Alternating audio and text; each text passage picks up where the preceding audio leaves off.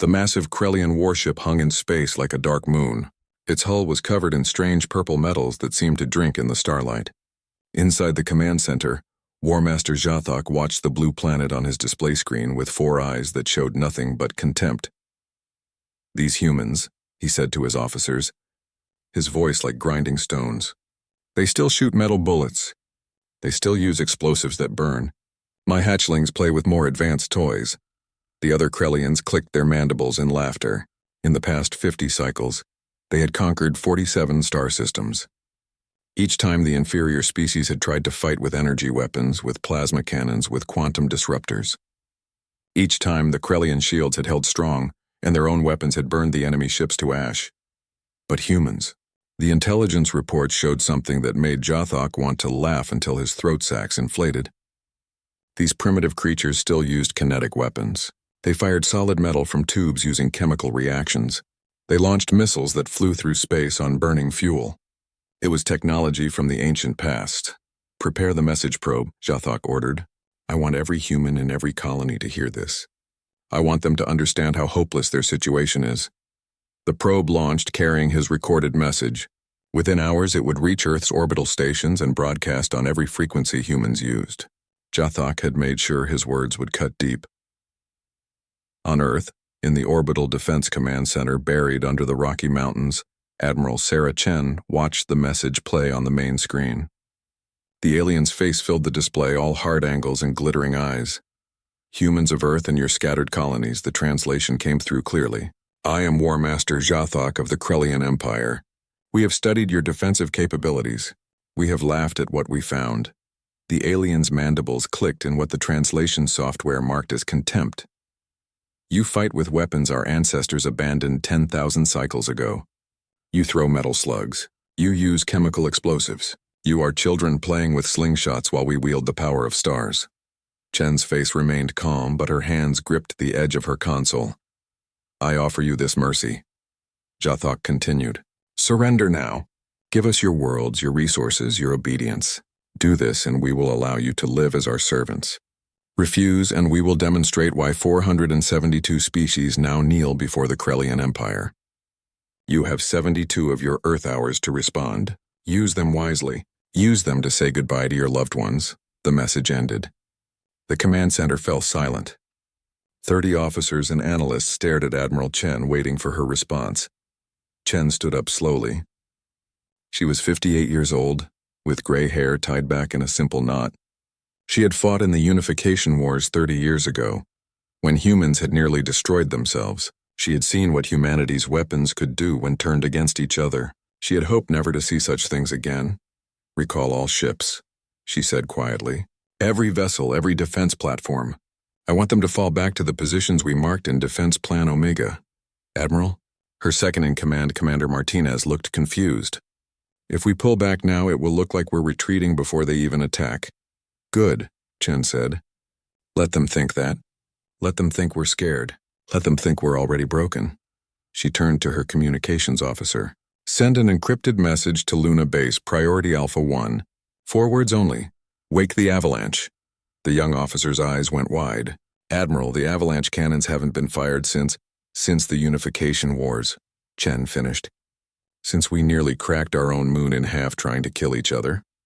"I know, Lieutenant. I was there." Her face looked older suddenly, haunted by memories. "Send the message." Across human space, ships began moving.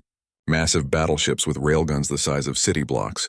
Smaller destroyers carrying missile pods that could blanket space with nuclear fire. Frigates with armor designed to be blown off in chunks, protecting the vital systems underneath. They all began falling back, retreating toward Earth, toward Luna, toward the defensive positions that had been planned for decades. On the Krellian command ship, Jathok watched this retreat with satisfaction.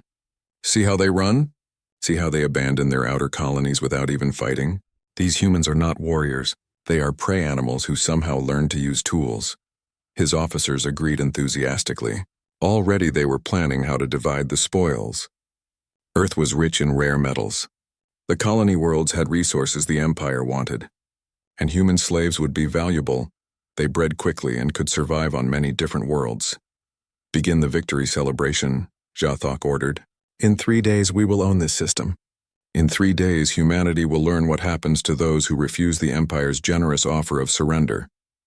The Krellian fleet was already moving forward, 3,000 ships strong, the largest armada the Empire had assembled in 5 cycles. They would crush Earth, enslave humanity, and add one more pathetic species to their list of conquests. On Luna, in tunnels that went deep into the ancient rock, old systems began to wake up. Magnetic coils that had been dormant for 30 years started drawing power. Cooling systems flushed new liquid nitrogen through massive acceleration rails. Targeting computers that had been built to aim at other human ships at other human cities now calculated new trajectories. And deep in her command center, Admiral Chen watched her display and waited. The Krellians thought they knew what war looked like. They thought they understood humanity's capabilities. They were about to learn they were wrong. The Krellian fleet moved through space like a school of predatory fish. Their ships were beautiful in their own way, all smooth curves and glowing energy fields. The shields around each vessel shimmered with a faint purple light, proof of their advanced technology.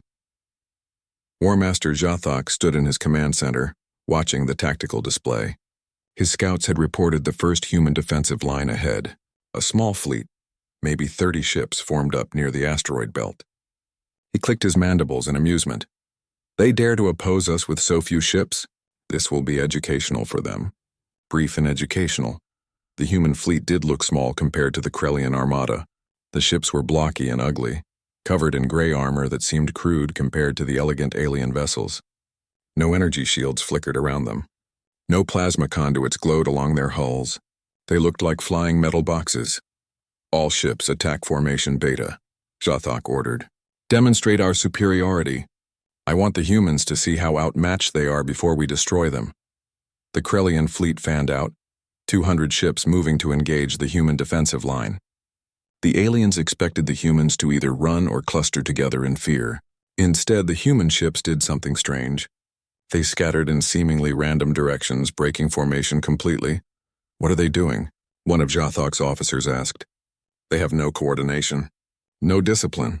They flee like startled prey animals. Perfect, Zhathok said. Easier to hunt them separately. All ships fire at will. The Krellian ships opened fire. Brilliant lances of superheated plasma crossed the void, each beam capable of cutting through a mountain. The targeting was perfect. The first volley hit 3 human destroyers dead center, but the ships did not explode. Instead, chunks of their outer armor blew off, spinning away into space. Beneath the destroyed sections, more armor appeared, slightly different in color. The human ships kept moving, kept accelerating, as if the hits had barely scratched them. Ablative armor, a Krellian weapons officer said, surprise in his voice. They designed their ships to be destroyed layer by layer. Primitive, but effective. Then the human ships returned fire. The sound of railguns firing is silent in space, but if anyone could have heard it, it would have been a deep, bone-shaking thump. Magnetic accelerators launched solid slugs of depleted uranium at velocities that bent physics to its limits. The projectiles crossed the distance between fleets in seconds. The first slug hit a Krellian cruiser's shield. The energy barrier, designed to deflect plasma and lasers and particle beams, might as well have not existed. The physical mass punched through it like paper. The slug hit the ship's hull at a significant fraction of light speed. The kinetic energy transfer was catastrophic. The entire front half of the cruiser simply ceased to exist, converted to a spray of vaporized metal and superheated gas. Shields ineffective, a Krellian officer shouted. The projectiles are passing through our barriers. Impossible, Zhathok snarled. Our shields stop everything. Everything made of energy, War Master, the officer replied, his voice shaking. These are solid objects. Physical mass. Our shields were not designed for. His words were cut off as another Krellian ship died. Then another. The human railguns fired again and again, each shot traveling too fast for point defense systems to track. Then the missiles arrived. They were crude by Krellian standards. Simple rockets with explosive warheads, chemical reactions instead of antimatter. But there were so many of them. Each human ship had launched dozens of missiles. Hundreds of warheads now filled the space between the fleets. The Krellian point defense systems opened fire, destroying missile after missile with precise laser fire. But for every missile destroyed, 2 more got through. The humans had not sent sophisticated weapons. They had sent quantity. Overwhelming, impossible quantity. Explosions blossomed across the Krellian line. Nuclear warheads turned space white-hot. Conventional explosives shredded armor. One Krellian destroyer took 3 hits in rapid succession and broke apart, its crew venting into vacuum.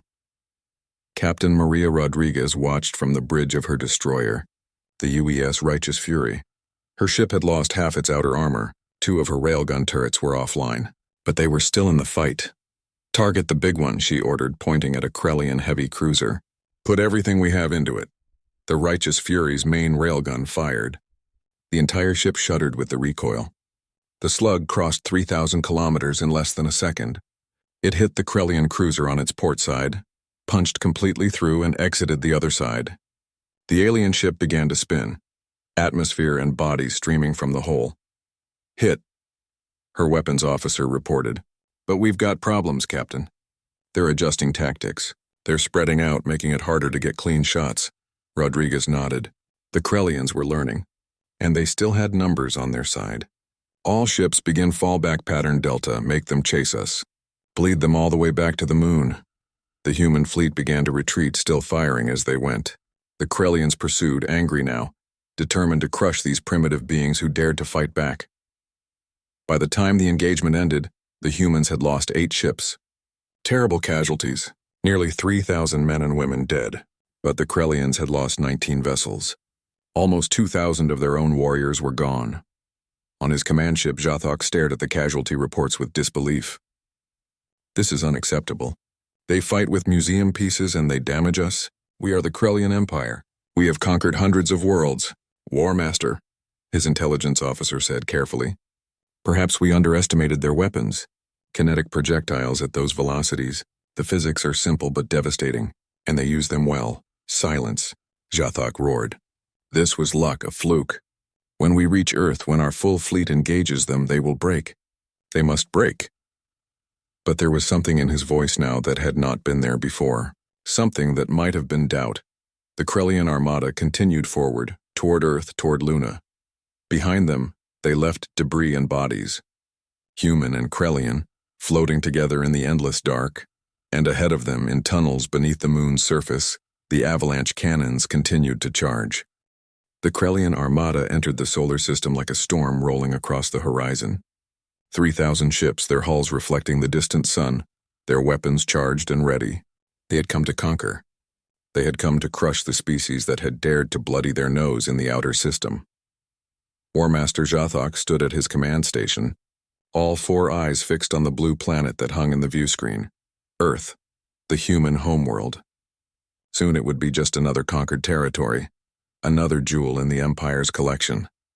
"Deploy the fleet in attack formation Gamma," he ordered. "I want overwhelming firepower on every human defensive position. No mercy, no hesitation. We will show them what happens when primitives challenge the Empire." The Krellian ships spread out, forming a massive net that stretched across space. Their plan was simple and brutal. They would destroy every orbital station, every defensive platform, every ship that stood in their way. Then they would rain fire on the planet below until the humans begged to surrender. Admiral Chen watched the Krellian deployment from her command center. She had pulled back every asset to Earth's orbit, every battleship, every destroyer, every missile platform. It looked like humanity's last stand. It looked like desperation. That was exactly what she wanted it to look like. "They are taking the bait," Commander Martinez said, studying the tactical display. "The entire fleet is pushing into the gravity well. They are clustering together for maximum firepower, just like we predicted." "Good," Chen said. "Let them think they have us trapped. Contact all ships. Tell them to fight hard. Make it look real, because it is real. People are going to die today." The battle began with fire and fury. The Krellian fleet opened up with everything they had. Plasma lances cut through the void, striking orbital fortresses that had protected Earth for decades. Energy weapons designed to crack planets focused their fury on human ships. The human fleet fought back with everything they had. Railguns thundered, launching their deadly projectiles. Missiles streamed from every launcher, filling space with fire and shrapnel. Nuclear warheads turned the orbital space into a temporary sun. Captain James Wu commanded the battleship UES Defiant. His ship was one of the oldest in the fleet. its armor scarred from a dozen skirmishes during the Unification Wars. Now it faced something far worse than other human ships. "Forward railgun, fire on my mark," he ordered. His targeting officer had locked onto a Krellian battlecruiser. "Mark!" The Defiant's main gun fired. The massive slug crossed the distance and punched into the alien ship. The Krellian vessel shuddered but kept fighting. Its shields might not stop kinetic rounds, but its armor was thick. "They are learning," Wu's tactical officer said. "They are angling their armor, trying to deflect our shots instead of taking them straight on." "Then we teach them something new," Wu said. "Helm ramming speed. Get us close to that battlecruiser." "Sir?" The helm officer looked shocked. "You heard me? Close distance, then emergency thrust perpendicular.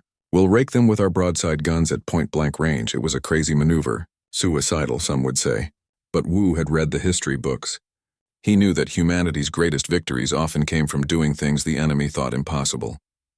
The Defiant accelerated toward the Krellian battlecruiser. Plasma fire scorched its armor. Point defense lasers created patterns of light across its hull. But Wu's ship kept coming. At the last moment, when collision seemed certain, the Defiant fired all lateral thrusters. The ship slid sideways, every gun on its port side pointing directly at the Krellian vessel. "Fire everything." 20 railguns fired at once. At a range of less than 1 kilometer, there was no time for the Krellian ship to react. The slugs tore through its armor like it was tissue paper. Explosions rippled across the alien battlecruiser. Its power core breached and the ship came apart in a ball of white-hot plasma. But the Defiant had paid a price. The Krellian's final plasma lance had hit Wu's ship amidships. Atmosphere vented from a dozen breaches. Half the crew compartments were open to space. "Damage report," Wu called out, coughing from the smoke filling his bridge. "We are done, sir," his engineer reported. "Main power is failing. Life support is critical. We need to evacuate." Wu looked at his tactical display. The battle was raging across orbital space. Everywhere he looked, human ships were fighting and dying. But they were giving ground slowly, making the Krellians pay for every meter. "All hands abandon ship," he ordered. "Get to the escape pods." "That's an order." Across the battlefield, similar stories played out. The human frigate Relentless rammed a Krellian destroyer, both ships exploding in a ball of nuclear fire. The orbital fortress Freedom Station fought until its ammunition was exhausted, then self-destructed to deny the aliens the salvage. The Krellians pressed forward, taking losses but gaining ground. Their numbers were simply too great. For every alien ship destroyed, 2 more pushed forward to take its place. War Master J'thok watched the battle with grim satisfaction. Yes, the humans were fighting harder than expected. Yes, their primitive weapons were surprisingly effective. But the outcome was not in doubt. Slowly but surely his fleet was winning. "The human flagship is withdrawing toward their moon," his tactical officer reported. "Many of their surviving ships are following." "They run," J'thok said. "Finally, they understand. Pursue them. I want that admiral alive. I want her to kneel before me and admit the Empire's superiority." The Krellian fleet surged forward, sensing victory. They had broken the human defensive line. They had shattered the orbital fortresses. Now they would finish the job. Admiral Chen watched her display as the Krellian fleet followed her retreating ships. They were clustering together, their formation tightening as they chased what they thought was a beaten enemy. She had lost 60 ships. Over 40,000 people were dead or missing, but the Krellians were exactly where she needed them. "Luna Base, this is Admiral Chen," she said into her comm. "Are the avalanche cannons ready?" There was a pause. Then a voice she recognized, Colonel Park, the commander of Luna Base.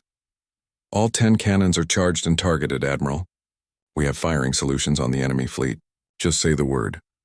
Chen looked at the tactical display one more time. The Krellian fleet was spread across space in a dense formation, perfect for what was coming. She thought about all the people who had died today. She thought about the billions of humans on Earth below, waiting to see if they would live or die.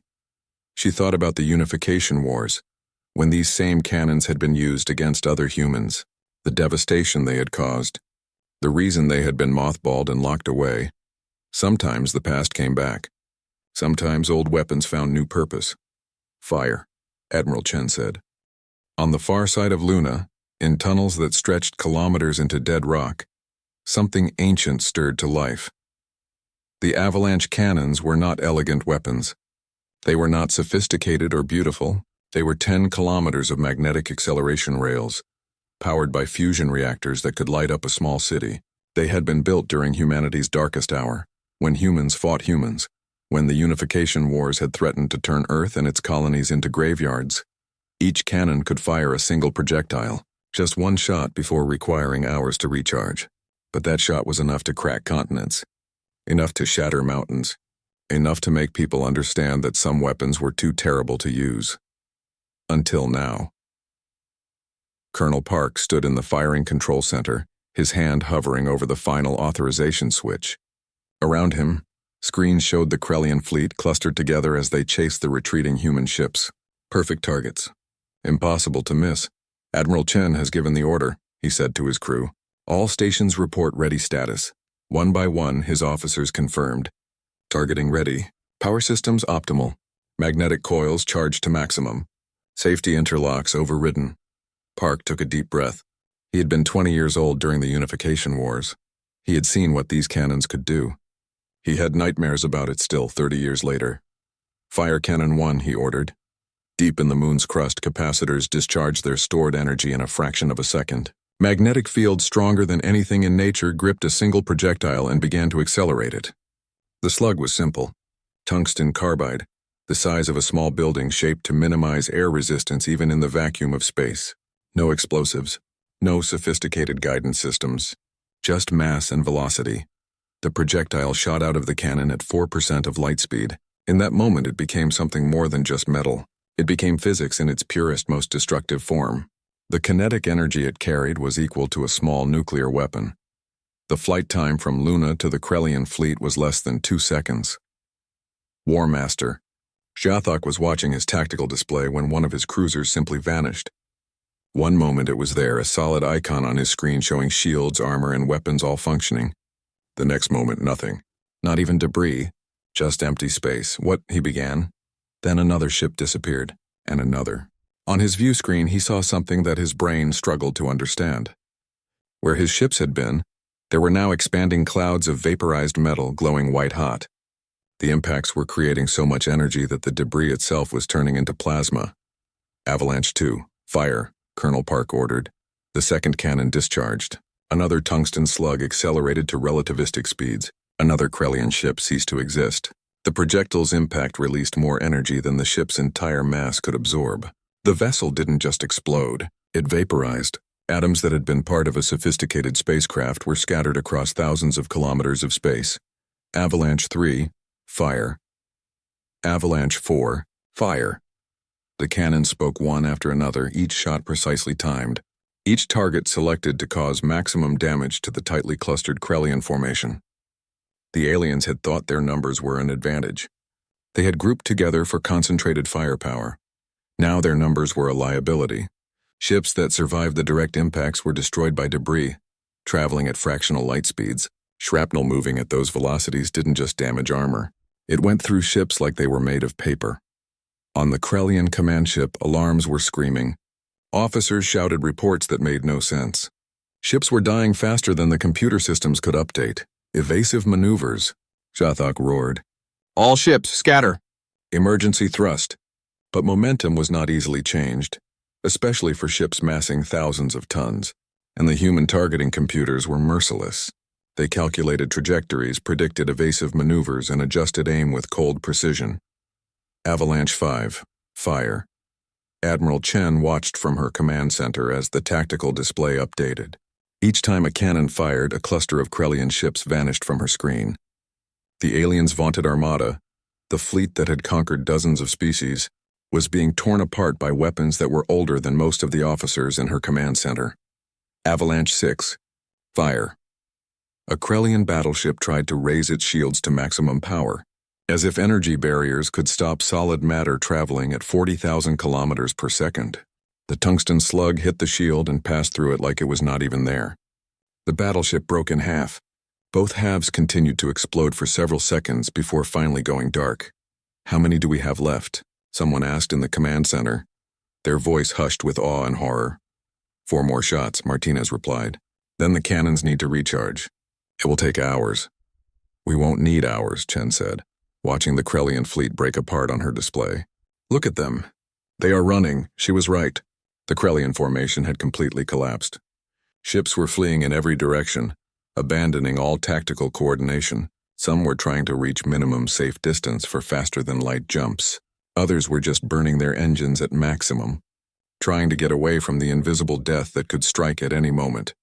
Avalanche 7, fire. Avalanche 8, fire. 2 more Krellian ships died. The aliens were scattering now, making themselves harder targets. But they were also no longer a coherent fighting force. They were a mob of terrified survivors. On his crippled command ship, War Master J'thok stared at his view screen in disbelief. 1,500 ships. He had lost 1,500 ships in less than 20 minutes. Half his fleet gone, vaporized by weapons that should not exist, that violated every principle of modern warfare. "Get us out of here," he ordered. "Full retreat. All ships withdraw immediately." "War Master," his communications officer said, his voice shaking. "We are receiving a transmission from the humans. Audio only. Play it," J'thok said, his voice hollow. Static filled the command center, then a single word spoken in a flat, emotionless voice. Human voice. The translation was simple and clear. Boom. It was not a threat. It was not a taunt. It was just a statement of fact. An acknowledgement of what had just happened. Avalanche 9, fire. Another Krellian ship vanished in a flash of light. The projectile that killed it continued on, its velocity barely affected by the matter it had just obliterated.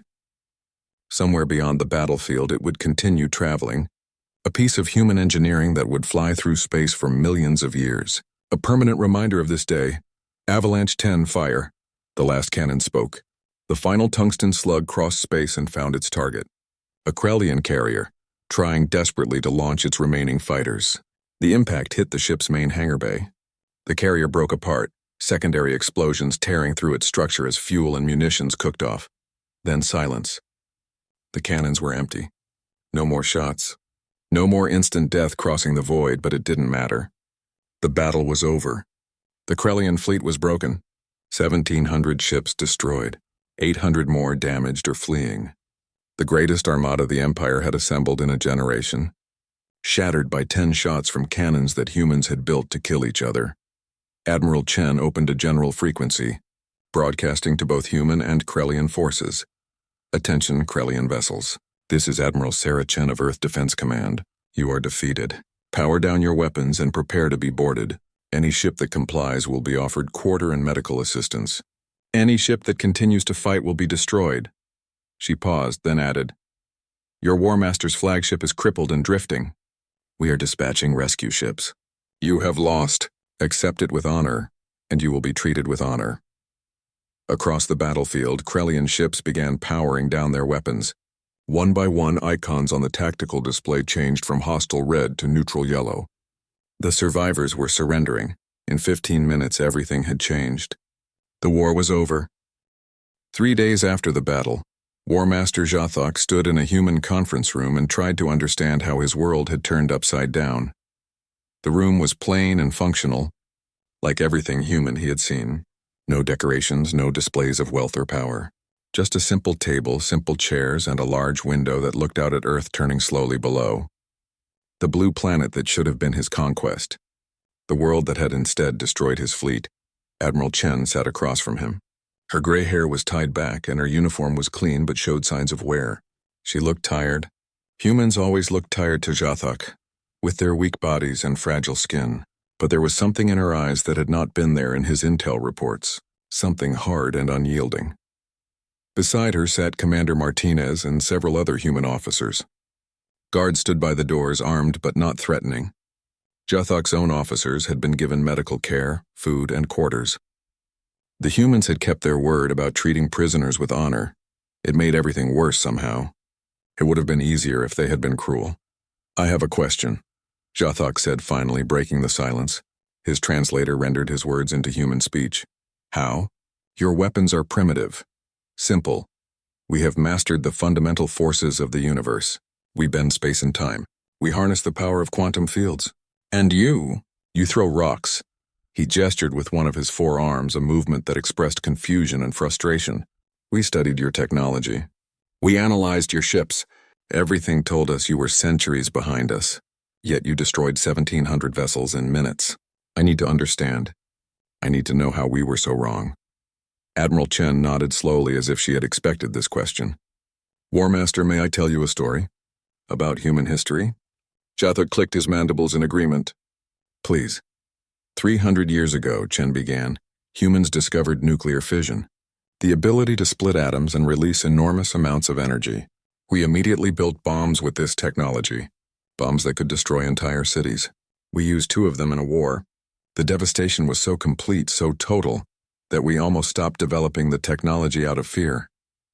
She paused, her hands folded on the table. But we did not stop. We kept researching. We developed fusion bombs, hydrogen bombs, weapons that could destroy not just cities but entire regions, weapons that could end civilization. We built thousands of them. This is relevant? Jathok asked. Very, Chen replied. Because we learned something important. We learned that a weapon's sophistication is not the same as its effectiveness. A fusion bomb is not actually very sophisticated. It is brutish, crude, but it works. It accomplishes the goal of releasing massive amounts of energy. She stood up and walked to the window, looking out at Earth. We kept researching. We developed antimatter weapons. We created quantum disruptors. We even experimented with weapons that could tear holes in space-time itself. She turned back to face Jathok. Do you know what we discovered? Tell me, the War Master said. We discovered that most of these sophisticated weapons were inefficient, Chen said. They required enormous resources to build. They were fragile. They could fail in unexpected ways. And for most applications, they were simply unnecessary. She returned to her seat. The avalanche cannons are a perfect example. They are just magnetic acceleration rails and tungsten projectiles. The physics are simple. The engineering is straightforward. A student could understand the principles. But the results, Jathok said quietly. The results speak for themselves, Chen agreed. 4% of light speed. That is all we need. At that velocity, a piece of metal becomes one of the most destructive weapons in existence. Your shields, your armor, your sophisticated defenses. They were all designed for energy weapons. For plasma and lasers and particle beams. You never considered that someone might just throw a very heavy object very fast. Martinez spoke up. War Master, your people made a fundamental error. You assumed that advanced always means better. You looked at our kinetic weapons and saw primitive technology. You did not see efficiency. You did not see reliability. You did not see the centuries of refinement that went into making simple things work perfectly. Jathok was silent for a long moment. His 4 eyes blinked in a pattern that his species used to indicate deep thought. We have conquered 74 species, he said finally. Every single one tried to match our technology. They built energy weapons to fight our energy weapons. They developed shields to counter our shields. They played the game by our rules. And you won every time, Chen said. Yes. Jathok looked at her. You did not play by our rules. You did not try to match our technology. You used what worked for you, what suited your needs. And he made a gesture of defeat. We were not prepared. We did not even imagine. There is something else you should know, Chen said. She pulled up a holographic display, showing the avalanche cannons in their lunar tunnels. We built these weapons 30 years ago. During our unification wars when humans fought other humans, we built them to destroy each other. Jathok studied the display. They are massive. The construction must have been enormously expensive. It nearly bankrupted our economy, Martinez said. We built 10 of them. We used them in the war. The devastation was beyond anything we had imagined. The avalanche cannons were used to destroy military bases, cities, orbital stations. When the war ended, we decommissioned them. We agreed as a species that they were too terrible to use again. But you did use them, Jathok pointed out. You used them against us. We did, Chen acknowledged. Because you left us no choice. Because you threatened our extinction. Because sometimes, War Master, restraint is not the same as weakness. She leaned forward, her eyes locked on his. You looked at our weapons and saw primitives playing with slingshots. What you did not see was that we had chosen not to use these weapons for 3 decades. We had locked them away. We had hoped never to need them again. You mistook our restraint for inability. You thought we had not built better weapons because we could not. You had simply decided not to, Jathok said, understanding dawning. Exactly, Chen said. We stopped using the avalanche cannons because we understood what they represented. We stopped building certain weapons because we learned that some things are too destructive, even when they are effective. We focused on defense, on protection, on deterrence. We hoped we would never need to go back to the weapons of our darkest days. She stood up again, and this time there was something sad in her expression. You forced us to go back. You made us wake the avalanche. I hope you understand that this is not something we wanted. Every person who died in your fleet, every ship that was destroyed, we will remember them. We will carry that weight. Jathok felt something he had never felt before. Not fear, not even defeat. Something stranger, respect. What happens now? He asked. Now we negotiate, Chen said. A ceasefire. Exchange of prisoners. Eventually, perhaps a peace treaty. But there are conditions. Name them. You will withdraw from human space. Immediately and completely. You will spread word throughout your empire and beyond. Tell them what happened here. Tell them that humans are not to be threatened or attacked. Tell them that we fight with primitive weapons not because we lack sophistication, but because sophistication beyond a certain point is just inefficiency with extra steps. Chen walked to the door, then paused and looked back at Jathok. And War Master? Tell them that if they leave us in peace, we will leave them in peace. But if they force us to wake the avalanche again. She did not finish the sentence. She did not need to. Jathok stood and made a gesture of respect with all four arms. I will tell them, Admiral Chen. The Empire will know what happened here. The galaxy will know. Humans and their primitive weapons will be left in peace. As he was escorted from the room, Jathok looked back at the Earth through the window. A blue planet. A species that threw rocks. The most dangerous combination he had ever encountered. Later, in her private quarters, Admiral Chen looked at the casualty reports one more time. 53,000 humans dead, 122 ships destroyed. The avalanche cannons had saved Earth, but at a cost she would never forget. She thought about the Krellians who had died. Young soldiers following orders just like her own people.